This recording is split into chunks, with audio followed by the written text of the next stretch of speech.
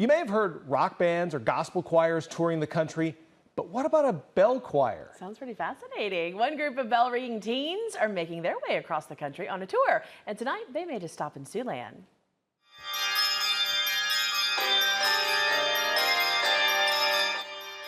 Tonight, the Wesley Bell Ringers from Salt Lake City performed at First United Methodist Church in Sioux City. 60 years ago, the founder of the Bell Ringers, Edwin Duncan, brought together 9 young members in his church to create a bell choir.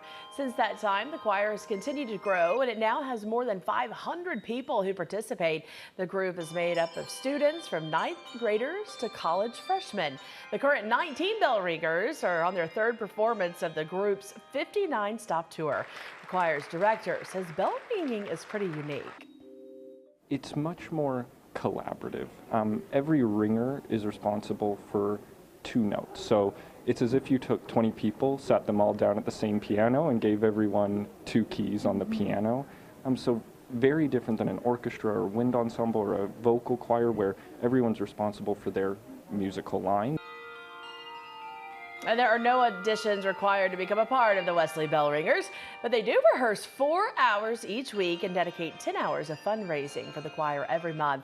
But one leader who used to be a part of the choir says the work is well worth it. The relationships built with the fellow ringers as a ringer is incredible. I couldn't quit the thing, so I stayed on as the assistant director.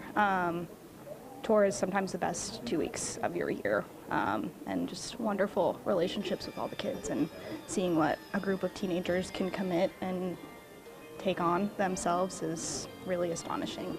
The choir's next stop on the tour is Iowa City. For more information about the Wesley Bell Ringers, visit the story on KTIV.com.